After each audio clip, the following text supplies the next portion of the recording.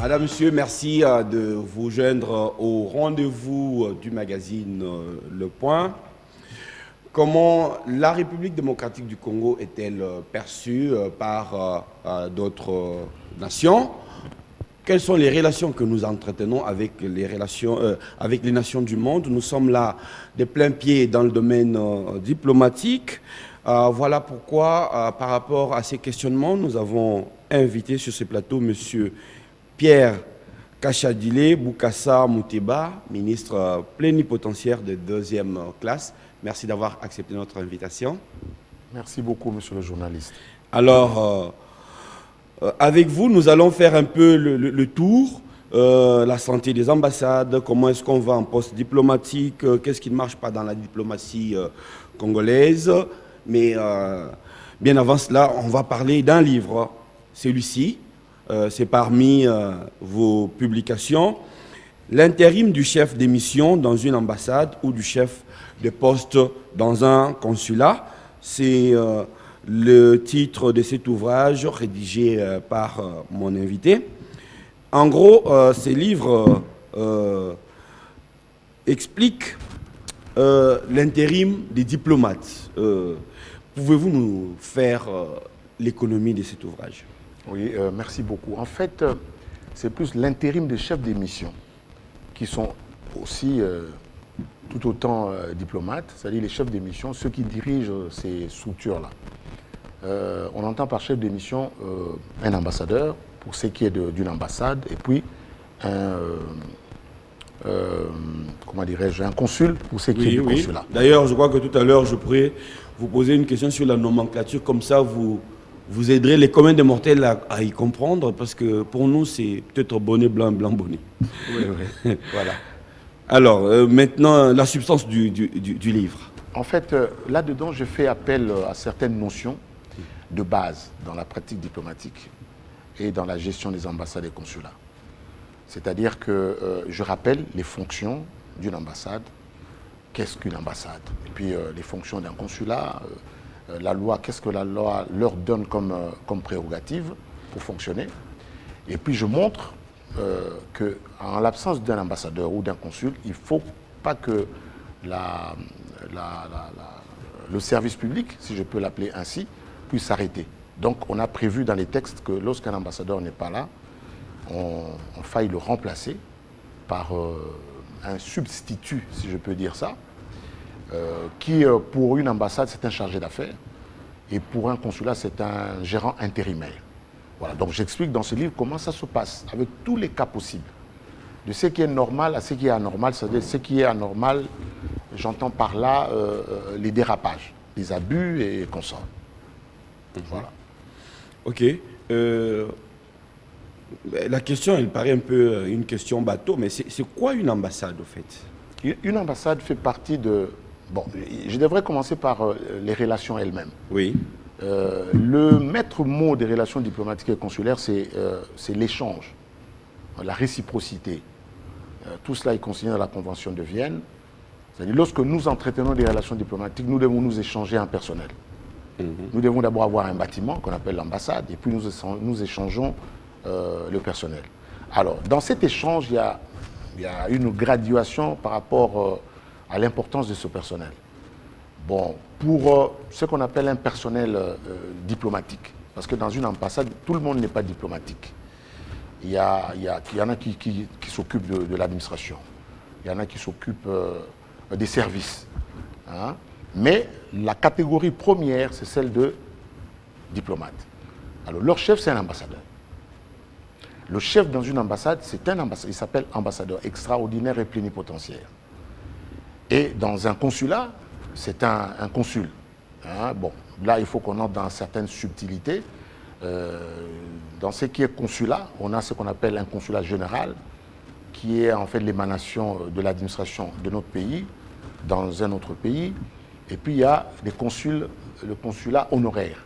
C'est là, on les appelle c'est dans un ensemble qu'on appelle les agences consulaires. Alors, un consulat général est doté des fonctionnaires venant de notre pays. Par contre, un consulat honoraire, c'est un consul qui est animé par un consul marchand. un commerçant. Qui peut ne pas être originaire du pays dans Voilà, question. exactement. Qui peut être de n'importe quel pays, mais qui représente, qui défend nos intérêts, qui peut collecter de l'argent via certains actes administratifs, des documents administratifs consulaires.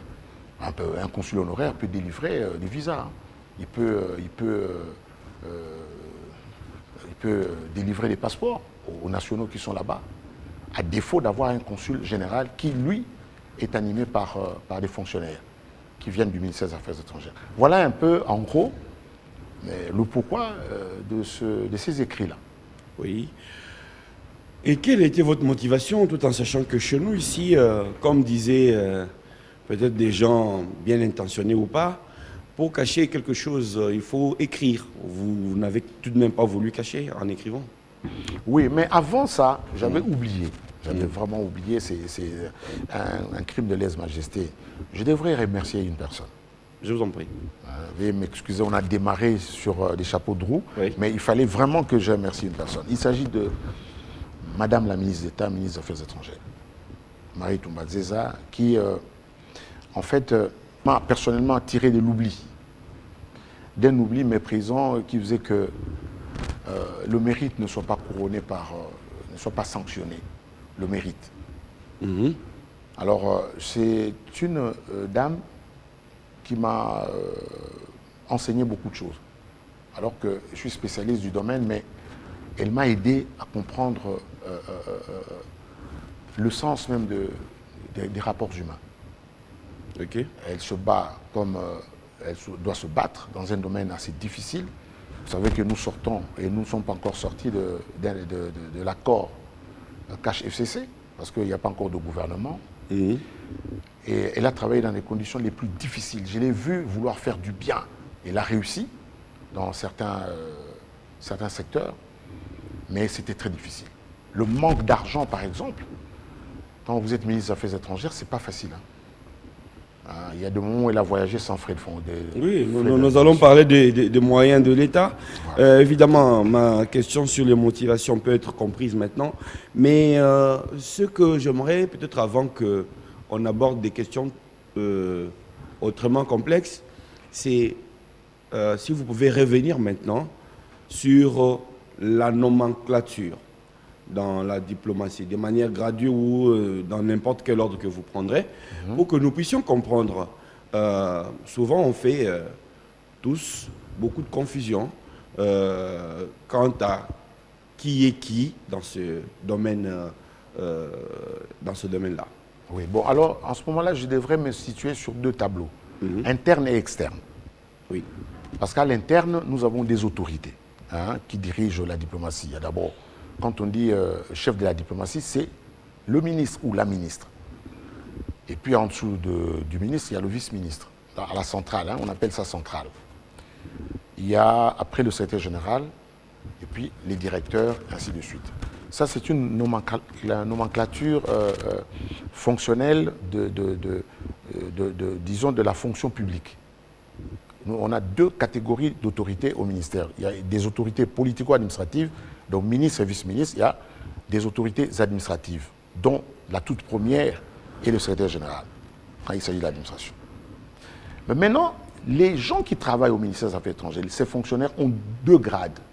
Ils ont deux catégories de grades, c'est-à-dire il y a des grades statutaires qui relèvent de leur statut légal, qui trouvent son fondement dans la fonction publique, et puis ils ont des grades diplomatiques, parce qu'ils sont voués à aller travailler à l'extérieur, dans des ambassades. Alors, lorsque je prends ça tel que je viens de décrire, je vais dire que chez nous, je vais faire la correspondance de grade, du statutaire au diplomatique. Le secrétaire général chez nous est ce qu'on appelle ministre plénipo de première classe. Le directeur est ministre plénipotentiaire de deuxième classe. Comme je vous ai présenté tout à l'heure d'ailleurs. Comme moi. Alors après, il y a le chef de division qui est le premier conseiller. Chef de bureau, deuxième conseiller. Attaché de bureau de première classe, c'est premier secrétaire d'ambassade. attaché de bureau de deuxième secrétaire d'ambassade. Les agents de bureau sont comme des agents auxiliaires dans la diplomatie. Vous voyez un peu, ça c'est le tableau. Et c'est avec ce grade-là qu'on va prester dans des ambassades. Et quant au consulat, c'est à peu près la même chose, à part que la dénomination change. Donc, on peut envoyer comme consul général un directeur, un chef de division, et les grades sont correspondants, comme je viens de le dire tout à l'heure. Voilà. Mais pour les ambassadeurs, c'est plutôt des nominations politiques ou ils sont aussi puisés dans les réservoirs diplomatiques de la fonction publique, parce que, soit dit en passant, vous êtes tous aussi fonctionnaires de l'État, que ce soit en interne qu'à l'extérieur du pays. Ok. Bon, si tout à l'heure je n'ai pas parlé de l'ambassadeur, il y a une raison. Être ambassadeur, ce n'est pas un grade, c'est un titre de dignité. Ah bon? Alors là, je n'ai parlé que des grades. Un ambassadeur, ce n'est pas un grade. C'est un titre le plus élevé dans la diplomatie, mais ce n'est pas un grade. Alors, pour être ambassadeur chez nous, on privilégie le ministre plénipotentiaire de première classe et de deuxième classe. C'est eux deux qui peuvent devenir ambassadeurs. Là, c'est dans le cadre de diplomates de carrière. Oui. Ceux qui ont fait leur carrière dans la diplomatie. Maintenant, il y a cette possibilité qu'a le chef de l'État de nommer qui il veut, ce qu'on appelle le sérail politique. Donc, un ambassadeur politique n'est pas compté sur le tableau des carriéristes. Parce que nous, on commence vraiment en bas pour monter et devenir ministre plénipo de première ou deuxième classe. Donc, on commence en bas. Par contre, un ambassadeur politique, c'est celui que le chef de l'État, en qui le chef de l'État a placé une confiance. Le chef lui dit que je vais vous envoyer comme mon représentant dans tel pays. Parce que l'ambassadeur est non seulement le représentant de son État, mais il est également le représentant du chef de l'État. Donc le chef de l'État peut prendre... Mais ça fait deux choses différentes. Oui, oui. Donc c'est ça qu'on appelle les ambassadeurs politiques. Il y a des ambassadeurs de carrière et des ambassadeurs politiques. Si moi, Kachadile, je devenais ambassadeur, je serais un ambassadeur de carrière, pas politique. Parce que j'ai un numéro matricule, j'ai un plan de carrière et j'ai un passé professionnel au ministère des Affaires étrangères. Voilà. Ok. Alors, maintenant, après cela, la question qui nous tient tous à cœur, c'est... On a remarqué depuis quelque temps une sorte de malaise dans la diplomatie congolaise. On a vu des ambassades fermées, des diplomates dans la rue, et d'autres qui reviennent, d'autres qui se constituent exilés politiques. Mais quel est le malaise qu'il y a fondamentalement dans notre diplomatie? Monsieur le journaliste, c'est une question. Normalement, pour vous répondre, il faut une émission entière pour cette question seulement. Mais je vais essayer de brosser ça vite fait, avec espoir que les gens vont comprendre. D'accord. Mais la diplomatie fait partie de la vie nationale, la diplomatie de notre pays. Donc, la représentativité à l'extérieur, la défense des intérêts et la prise de position par rapport à certains événements du monde où nous voulons nous faire entendre, et puis les difficultés que nous avons ici à l'intérieur. La diplomatie ne peut pas être isolée d'autres secteurs. Je vous ai tout à l'heure parlé de difficultés qu'avait ma ministre quant à la finition de certains dossiers qui demandent de l'argent, alors qu'ils étaient en coalition, et bon, cette coalition a marché tant que nous, de la manière dont nous le savons, il y a des coqs en jambes et tout ça. Donc les difficultés ont commencé il y a longtemps. La crise dans la diplomatie date d'il y a 35 ans, 35-40 ans. 35 ans, c'est plus ou moins la fin du régime Mobutu. Voilà. Pourquoi? C'est parce qu'à l'époque du maréchal Mobutu, le ministère des Affaires étrangères avait une dotation qui venait directement de la GECAMINE. Ah bon? Ah oui. Et on envoyait directement cet argent logé à Bruxelles à une banque, dans une banque qui s'appelle Belgolaise. Nous avions des accords avec les Belges, avec cette banque-là. Lorsque l'argent atterrissait là-bas, c'est le ministre des Affaires étrangères qui avait la signature pour gérer les ambassades, les salaires, les interventions ponctuelles, les allocations familiales, la prise en charge de la maladie, et ainsi de suite. Et même la prise en charge des engagés locaux. Tout ça a été centralisé là-bas. Les autres ministères de contrôle, je ne venais qu'après pour demander, dans le cadre de la reddition de comptes, qu'est-ce que vous avez à faire avec cet argent? Et la Cour de compte, ainsi de suite. Mais quand nous avons eu la crise avec la GECAMIN, il n'y avait plus d'argent. La dotation a disparu. Nous sommes revenus à ce qu'on appelle, revenus à ce qui est classique, où chaque mois, le ministre des Finances doit regarder si on a payé les gens, on ne doit pas payer les gens. Et ils ont dévalorisé la diplomatie en nous enlevant la priorité. Ils ont laissé la priorité, je peux vous citer les domaines qui sont prioritaires maintenant pour les salaires. Défense nationale, police, service de renseignement, présidence de la République. Et tout. Or, mais dans d'autres pays, la diplomatie, où le ministère des Affaires étrangères est un ministère qui a la préséance par rapport à d'autres ministères que nous avons dans ce pays. Dans d'autres pays, si ce n'est pas le premier ministère, il est deuxième. Rarement troisième. Et ça correspond aussi aux ambitions du pays. Voilà. Et nous sommes un grand pays qui a beaucoup d'ambitions. Lorsque, par exemple, on parle toujours des minéraux, est-ce que ce n'est pas des ambitions, ça? Ce sont pas oui, des mais vous, sur l'échiquier de la politique interne, on ne voit pas trop bien à quoi servent les diplomates, peut-être. Hein. Ah non, ça c'est grave. C'est grave parce que, je vais vous donner un petit exemple. Les accords, qui représente le pays dans les accords? C'est le ministère des Affaires étrangères. C'est mondial, c'est universel. Les gens ne peuvent pas venir ici faire ce qu'ils veulent si le ministre des Affaires étrangères ne signe pas au nom de l'État. C'est son travail. Pour entrer ici, sans le ministère des Affaires étrangères, comment vous allez faire? Nous avons des ambassades, il faut y aller prendre un visa, il faut aller prendre des renseignements. Même pour venir investir ici, l'ANAPI passe par les ambassades. Et puis, vous allez dire que les ambassades ne servent à rien, alors que tout le monde, dans tous les pays du monde, ils ont des ambassades. Peut-être qu'ils ne servent pas à avoir le pouvoir, à devenir ministre, à devenir PDG ou autre, quoi. C'est dans la lutte politique politicienne. Bon, c'était juste une façon de oui. Parler. Je vous lançais une simple pique, mais vous avez au début évoqué quelque chose. J'aimerais qu'on revienne rapidement là-dessus. C'est la différence qu'il y a entre les relations internationales et la diplomatie. Parce que tout à l'heure, vous avez dit que rien ne peut être signé entre la RDC et les nations du monde sans passer par les affaires étrangères. Oui, parce que là, c'est comme si on parlait d'un père avec son fils.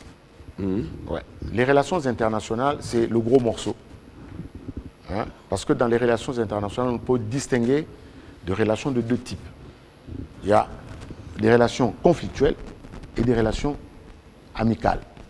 Maintenant, les relations diplomatiques se trouvent dans les relations amicales, au sein des relations internationales. Donc les relations diplomatiques est une petite partie, pour ne pas dire la plus importante, mais petite, des relations internationales. Les relations diplomatiques sont dans les relations amicales qui font partie de deux relations qui confèrent aux relations internationales leur compréhension. Parce que les relations internationales ne sont pas toujours bonnes. Justement. Elles peuvent, par exemple, quand il y a guerre entre deux États, c'est toujours les relations, mais mauvaises. Voilà, c'est ce que je dis, les relations conflictuelles. Qui, eux, pour les régler, passent par l'arbitrage d'autres instances. Or, les relations diplomatiques, nous avons déjà les règles établies et le cadre pour traiter ça. Mais les relations diplomatiques sont une partie des relations internationales. Voilà. C'est peut-être, comme on dit, la tête immergée de l'iceberg. Voilà. Alors, les relations internationales ou les relations diplomatiques, aujourd'hui, ont une sorte de Bible qu'on appelle la Convention de Vienne, si je ne me trompe pas. On en parle trop souvent. Bon, les profanes ne comprennent pas ce que c'est. C'était quoi cette Convention de Vienne? Pourquoi est-ce qu'elle a été mise en œuvre? Oui, bon, je voudrais faire une petite page d'histoire. Voilà. La Convention de Vienne relève d'un traité international. C'est-à-dire, plusieurs États se rencontrent pour décider comment ils vont marcher par rapport à un domaine bien précis. Vienne, c'est bien en Autriche, hein, si je ne me trompe pas. Oui, oui. Oui. C'est ce qu'on appelle la Convention de Vienne, sur les relations diplomatiques. C'est en 1961, voyant le désordre qu'il y avait dans les rapports entre États, et bien après la guerre mondiale de 40-45, que certains États précurseurs, notamment les États occidentaux, qui ont décidé qu'on puisse codifier et réglementer les rapports diplomatiques entre États. Au début, il y avait, pour la ratification, il fallait atteindre la 22e ratification. Dès qu'ils ont atteint 22 ratifications, ils ont dit, bon, on peut y aller. Et il y avait 22 ratifications, ça veut dire 22 États du monde avaient signé. Qui ont ratifié. Leur Parlement Oui. avait donné quitus à ce que les États soient partie prenante à cette convention. Alors, ils étaient 60 ou 62 États. Et c'est quelques années après, notamment en 1964 ou 1963, c'est entré en vigueur. Voilà, c'était pour réglementer comment nous allons vivre entre États, dans ce qu'on appelle l'aspect amical. Donc nous allons, et quand on est amis, on n'est pas belliqueux. Quand on est amis, on a des manières. Quand on est amis, on a la compréhension mutuelle. Et puis, moi je viens vous visiter, vous venez aussi me visiter. Et ils se sont convenus qu'il devait y avoir des organes de représentativité, donc des ambassades. Donc vous venez chez moi, vous vous installez, moi je viens chez vous, je m'installe. Nous échangeons du personnel qui relève de ce que j'avais donné comme nomenclature ici. Ambassadeur, ministre plénipo, premier conseiller, deuxième conseiller, premier secrétaire, deuxième secrétaire. Ces gens-là viennent chez moi, moi je vous envoie aussi mes gens à moi. Et nous avons une manière assez polie de nous traiter. Nous nous considérons mutuellement. Nous avons du respect entre nous. Un diplomate, ce n'est pas quelqu'un qui pose des actes de sauvagerie. Mais quand il y a un problème, nous avons nos outils d'approche, notamment les notes verbales. Nous avons des concertations, des commissions mixtes entre États. Quand nous voulons régler certaines choses qui nous dépassent, nous nous constituons en commission mixte. C'est-à-dire tous les spécialistes de domaines qui posent problème se retrouvent soit chez vous, soit chez moi. Voilà. Ok. Alors, parce que nous sommes dans l'histoire, je suis quand même curieux de voir à quoi est-ce que la diplomatie a servi dans l'histoire du monde, si elle a permis, par exemple, de régler des conflits. Bien sûr. Si la diplomatie n'était pas là, le monde serait déjà en feu. Ah bon? Ah oui, en feu parce que ce sont des règlements pacifiques, en fait. Lorsque les gens qui ont des relations diplomatiques ont des problèmes, la Convention de Vienne peut venir en aide, sérieusement en aide, parce que nous nous connaissons déjà et nous aurons l'arbitrage d'autres États qui sont dans la même Convention. Je vous donne un exemple. Après la guerre mondiale, en 40-45, le monde a trouvé que la Société des Nations, qu'on appelait avant la mise en place de l'ONU, n'arrivait pas à régler certains problèmes entre États. C'est pourquoi ils sont venus à mettre en place l'Organisation des Nations Unies. C'est de la haute diplomatie, mais dans le cadre maintenant multisectoriel. Parce que entre États, on appelle ça la diplomatie bilatérale. Oui. Mais lorsqu'il y a beaucoup d'États autour, c'est la multilatérale. Et dans le cadre de la multilatérale, c'est de la diplomatie. Ils ont mis en place l'ONU. Et l'ONU nous a évité, en tout cas, beaucoup de choses. Depuis 1945 jusqu'à aujourd'hui, je crois qu'il y a pratiquement plus de 70 ans. Si j'ai bonne mémoire, ça doit être plus de 70 ans même. Oui. Il n'y a pas eu encore de guerre. Quand vous regardez entre 14-18 et 40-45, voilà, 40-45, vous allez voir que c'était quelques 30 années après, il y a eu encore résurgence de la guerre mondiale. 15, 14, 18, et puis 40, oui, effectivement. Oui. Voilà, vous voyez. Mais depuis 39, 45. Voilà, en fait. depuis 40-45, c'est grâce à l'ONU, même si tout ne marche pas parfaitement, c'est grâce à l'ONU que nous tenons encore. C'est grâce à l'ONU. Donc, vous voyez, la diplomatie, c'est quelque chose d'extraordinaire. Et puis lorsque nous avons des conflits entre États membres de cette convention-là, vous allez voir, il y a des émissaires qui viennent de part et d'autre pour vous demander de mettre de l'eau dans votre vin, ainsi de suite. Vous voyez, donc la diplomatie est vraiment nécessaire. Oui, sur la Convention de Vienne, ici, chez nous, on en entend souvent parler par les acteurs politiques pour rabrouer les diplomates ou les ambassadeurs en poste ici, qui, selon eux, trouvent qu'ils s'immiscent trop dans les affaires internes. Les ambassadeurs ou les diplomates ont une obligation de retenue par rapport aux politiques internes des nations où ils sont en poste. Oui, ça c'est la règle. Hein. C'est la règle qui peut trouver des failles dans le sens du poids de chaque État. C'est vrai que dans la Convention, on a voulu, c'est un peu angélique, on a voulu égaliser tout le monde. Hein. C'est de bonnes guerres, c'est-à-dire que État John Ngomboa et État Kachadile, nous sommes tous des États. Mais au-delà de ça, il y a des poids. Il y a des poids, il y a des États qui sont plus forts que d'autres, qui sont plus, qui prennent un peu les autres en laisse, excusez-moi le terme. Vous n'allez pas comparer un État du tiers-monde ou un État en développement, parce qu'on a voulu corriger le terme, avec un État, qui fait partie des 5 États membres, les plus développés. Ouais, membres du Conseil des sécurités. Ouais, non.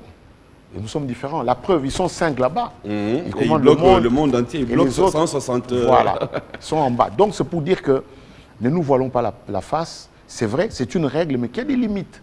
Lorsque vous êtes faible du point de vue économique, faible du point de vue militaire, du point de vue culturel, hein, vous n'allez pas, quand celui qui a tout ça rentre dans votre parcelle, vous allez crier, c'est vrai, mais tout en sachant que c'est la puissance qui amène à ce que certains États puissent commander les autres. Oui. Parlez-nous un peu de la géostratégie, parce qu'aujourd'hui, on en parle quand même. Hein, la position de tel État par rapport à son environnement géographique influence sa diplomatie. Un pays comme le nôtre mérite beaucoup plus. Oui, mais justement, vous l'avez dit, le positionnement géographique qui attire des abeilles, comme pour le miel. Hein? Donc, vous êtes là, vous êtes convoité. Les grandes puissances voudraient avoir des rapports particuliers avec vous, tout en gardant leurs inimitiés réciproques. Par exemple, nous, la manière dont nous sommes placés, vous allez voir. Oui, je ne vais pas vous laisser dire, mais moi je prends les risques. Comme vous êtes diplomate, on a par exemple aujourd'hui les États-Unis qui ne s'entendent pas avec la Chine, mais s'entendent aujourd'hui avec la République démocratique du Congo.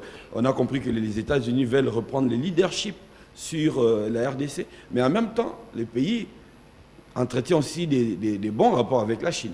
Oui, bon, ça c'est un peu historique. C'est-à-dire qu'il faut savoir d'où nous venons et où est-ce que nous allons.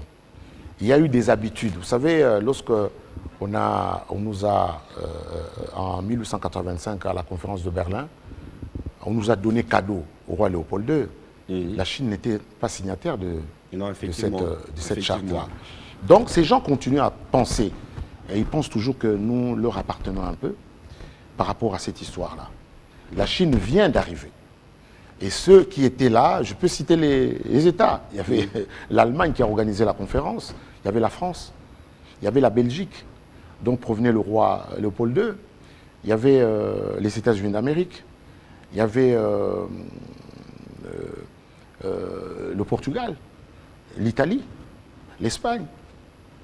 Vous voyez, tous ces États-là étaient signataires de notre, comment dirais-je, de notre mise sous tutelle.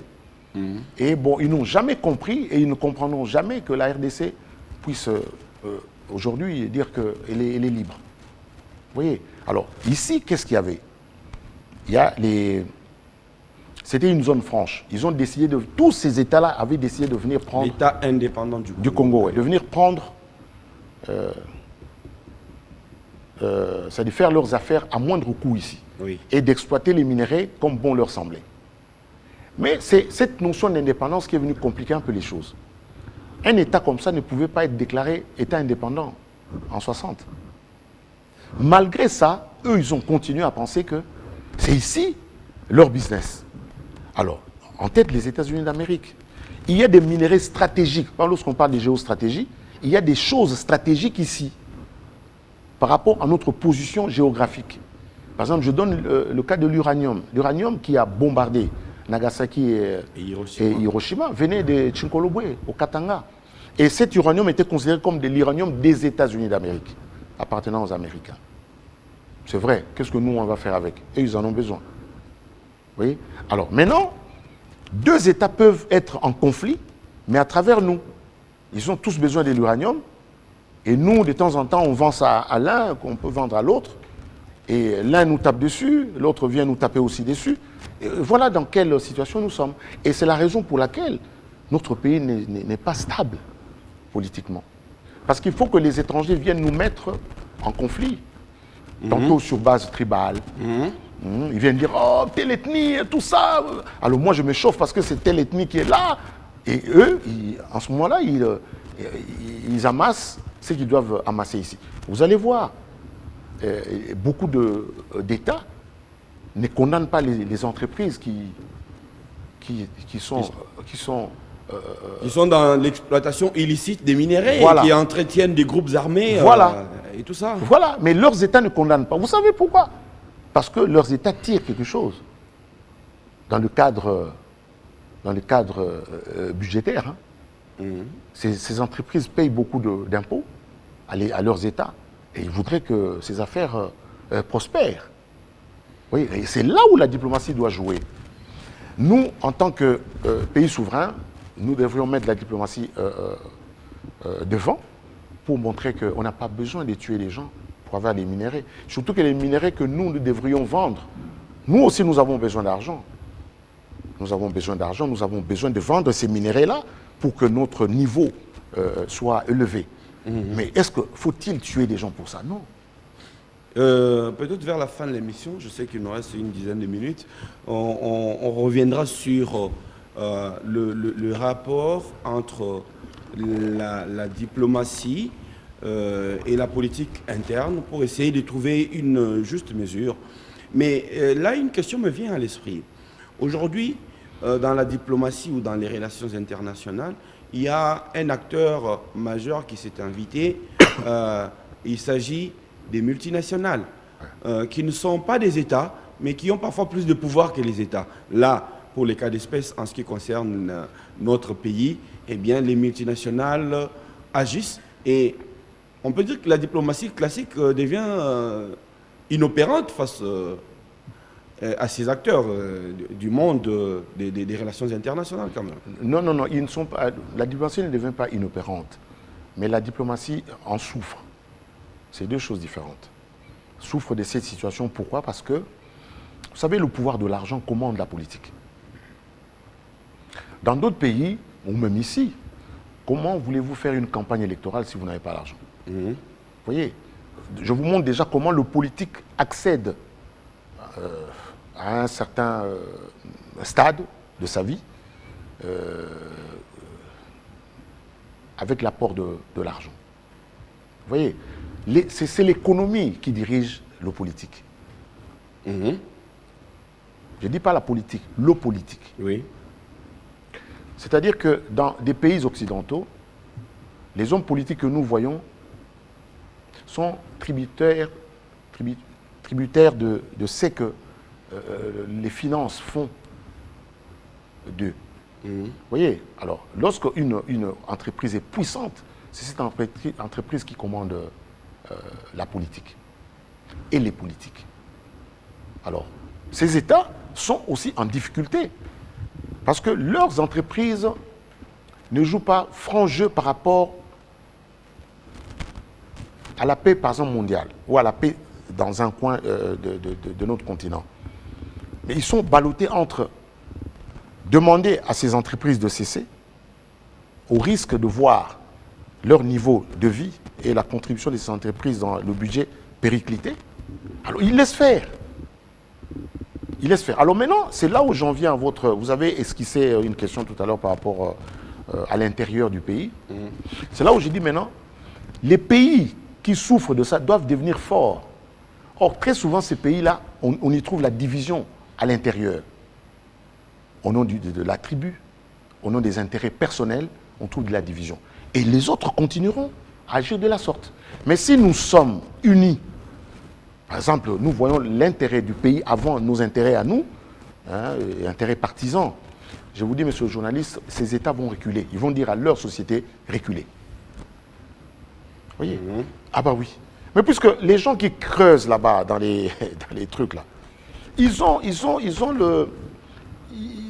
l'appui de certains de nos compatriotes, qui sont soit chefs coutumiers là-bas, je ne sais pas, gouverneurs, vous voyez.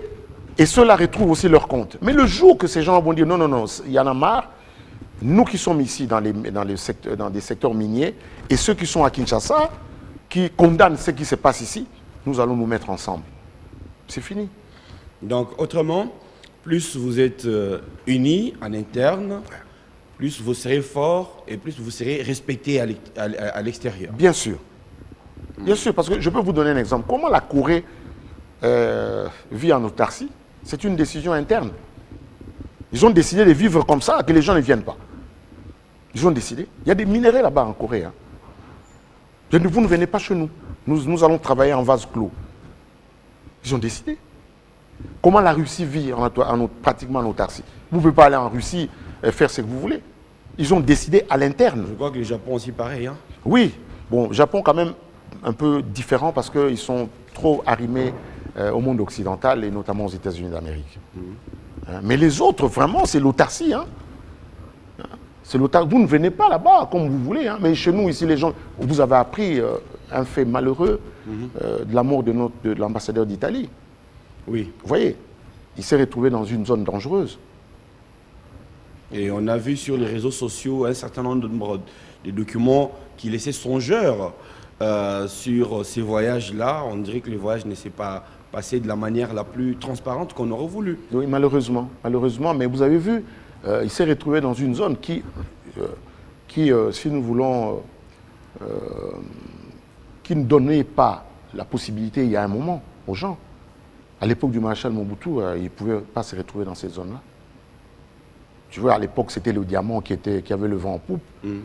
Un étranger ne pouvait pas se retrouver en Bujimaï pour aller dans une zone minière.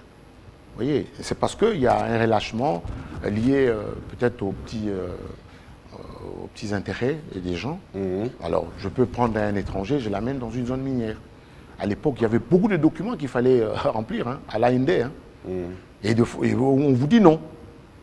On vous dit non. Bien, on va peut-être évoquer les tout derniers petits sujets, c'est les passeports congolais. Les passeports congolais donnent mal à la tête. On n'a toujours pas un passeport disponible rapidement et à prix démocratique. Obtenir un passeport, c'est un vrai parcours du combattant. Et les passeports, il faut un réel investissement financier pour l'avoir. Qu'est-ce qui se passe? On espérait qu'il y aurait un changement. Mais il y a un changement. Il y a un changement. Parce que si vous dites qu'il n'y a pas de changement, ça serait un tout petit peu méchant. Il y a un changement à l'époque. Parce que actuellement, le passeport, vous le prenez quand même toujours au même prix. C'est-à-dire, ça avoisine, quand vous mettez tout ensemble, c'est toujours plus de $150 ou 160. Non. C'est pas vrai. Parce que là aussi, il faut que le peuple le sache. Il faut mettre ça sur le compte de Madame la ministre. Hein, dans son compte positif. Parce qu'elle a trouvé, et puis c'était une promesse électorale du chef de l'État. Oui, nous espérions les passeports à moins de $100 aujourd'hui. Non, c'est aussi ne pas reconnaître les difficultés qui entourent certaines choses. Le passeport est à $185. C'était le passeport le plus cher au monde. Lorsqu'on dit $185, vous devriez dire plus de 185 avec les tracasseries. Oui. Bon. Donc, il y a des gens qui payent ce passeport à $200. Oui. OK. Je connais même plus, 250, 300. Voilà. Si maintenant vous dites que les gens paient à 150, quelle évolution? Parce que ce n'est pas 150. Le prix officiel est à 99. Mais si vous-même, vous, peuple, vous donnez de l'argent à quelqu'un pour vous faire des démarches, qu'est-ce que l'État a à voir là-dedans? Qu'est-ce que le ministère a à voir là-dedans? Qu'est-ce que le chef de l'État a à voir là-dedans? C'est vous qui donnez l'argent, délibérément. Non, ça, que nous avons un formulaire, un formulaire. Alors, vous donnez $10 à la personne plutôt, $10. Mais c'est vous qui avez décidé. Vous dites, vous allez à l'ANER, bon, pour, je ne sais pas moi, il y a certaines démarches là-bas, vous donnez un peu d'argent. Ça, c'est vous. Le prix est 99. Battez-vous pour que vous payiez 99 de bout en bout. Vous ne le faites pas. Bon, c'est vrai que le passeport peut descendre plus bas que ça. Vous savez, nous avons été pendant longtemps dépendants des autres. Dépendants dans le sens où on fait des appels d'offres pour que des partenaires viennent dans notre pays. Nous pouvons nous en passer. Nous pouvons nous en passer avec notre banque centrale. On peut imprimer les passeports ici. Localement. Oui. Et ça sera à moindre coût. Il y a l'infrastructure pour. Oui, oui, il y en a. On le souhaite. Alors, pour terminer, vous, comme diplomate, quelle solution proposez-vous au mal de la diplomatie congolaise plutôt? Moi, j'aurais plutôt espéré que vous allez me dire aux difficultés engendrées par la gestion des ambassades, par exemple. Voilà. Hein? Je vais dire ceci. Vous savez, lorsqu'on veut être grand, on doit y mettre les moyens. Il est anormal que dans les textes, on écrit une chose et on fait une autre, dans la pratique. Ça fait 35 ans que nos ambassades souffrent par le fait de n'avoir pas renouvelé le personnel. Quelqu'un qui va dans une ambassade, on lui a donné le quitus par le truchement de l'ordre de mutation. Il arrive dans une ambassade, il commence à se considérer comme s'il était dans sa maison. D'abord, il fait plus de 4 ans, il fait 8, 10, 15 ans là-bas. Il développe des attitudes de possession comme si l'ambassade lui appartenait. Alors, il a coupé maintenant le cordon ombilical avec la centrale et avec le pays. Je vous donne un exemple. Tout le personnel qui se trouve dans nos ambassades est presque fin terme. Mais on ne donne pas l'argent. Là, ce n'est pas le ministère des Affaires étrangères, ce n'est pas la maman ministre. Ce sont les finances. On ne donne pas l'argent pour que ces gens reviennent, on envoie d'autres. Alors, qu'est-ce qui se passe? Il y en a qui ont des attaches maintenant, qui épousent les femmes de ce pays, qui ont des enfants avec les ressortissants de ce pays-là. Et puis, ça devient un capharnaüm. Et puis, ils luttent pour ne pas quitter ce pays, surtout ceux qui sont en Europe. Vous vous rendez compte? Il y a une ambassade où il y a des gens, quelqu'un qui est là depuis le maréchal Mobutu, qui nous menace même, qui menace ses chefs à la centrale. Il est là, il dit à Brumona. Il y a un qui a menacé le secrétaire général. Qui dit à Brumona, Oto Salaki est Kala.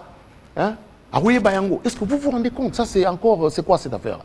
C'est plus un diplomate. Alors, donc, un diplomate. C'est un terroriste. Oui, qui est dans une ambassade, qui a été placé dans une position où il touche un peu de l'argent, qui a perdu même l'accréditation du pays accrédité, qui est dans une ambassade comme, on peut dire, un genre de chauve-souris. Il n'est ni accrédité, il n'est ni engagé local, mais il gère les diplomates. Et il menace, il m'a menacé. Il dit qu'il va me faire voir. Donc qu'est-ce qu'ils font? Ils envoient l'argent ici au pays, ils soudoient. C'est là où l'appareil judiciaire doit être un peu plus prudent. Ils envoient des gens, envoyer des convocations à leurs chefs que nous sommes, au parquet, qui là-bas, tout ça. Est-ce que vous vous rendez compte? Ce monsieur-là, alors il est dans un aéroport où il est au contact avec les autorités, qui arrivent, nos autorités, il leur raconte n'importe quoi. Et puis, des fois, ils disent, mais comment voulez-vous être diplomate dans une ambassade pendant 30 ans, mon frère? Ou 25 ans? Ok. Vous voyez, donc ça, c'est un mal. Et puis, prioriser les affaires étrangères comme ministère en y donnant des moyens. Des moyens, des salaires conséquents. On n'a pas de salaire, on a un forfait. La RDC a la rémunération la plus basse. Donc, il faudrait corriger cela. Recycler les gens, roter les gens. changer périodiquement, tous les 4 ans, on change les diplomates. Hein? Il y en a qui reviennent à la centrale pour y prester, et puis d'autre part. On va éliminer ces genres de fonctionnaires ou des diplomates bandits. Hein? Comment un diplomate peut menacer son chef, mon cher? Où allons-nous avec le pays? Il menace le secrétaire général, il menace le directeur des services généraux. Il dit, bon, mon c'est quoi ça? Où allons-nous? Et il n'a pas raison. Il n'a pas raison. Comment voulez-vous qu'un diplomate, un diplomate, c'est encore trop dire, quelqu'un qui croit qu'il est diplomate, qui n'a ni carte de légitimation venant du ministère des Affaires étrangères de l'État accréditaire, via sa direction de protocole, qui est ni engagé local, hein, qui aurait eu un contrat de travail, de prestation de service, mais lui, il gère les diplomates qui sont là-bas. Il les paye, c'est lui qui leur donne de l'argent, même deux fois, il a l'argent dans sa poche. Incroyable. Il sort, il donne. Ben, voilà. Merci beaucoup, Monsieur Pierre Kachadile, Boukassa Mouteba. Nous avons été enrichis par votre intervention sur ce plateau. Le domaine qui est le vôtre n'est pas un domaine très courant, donc ce n'est pas tout le jour qu'on reçoit un ministre plénipotentiaire des 2e classes. Merci d'avoir accepté notre invitation. Merci beaucoup, monsieur le journaliste. Sauf que vous n'avez pas précisé, au ministère, je suis directeur des services généraux. Voilà, c'est dit. Merci beaucoup. Merci à vous qui nous avez suivis dès partout. Rendez-vous à très bientôt. Au revoir.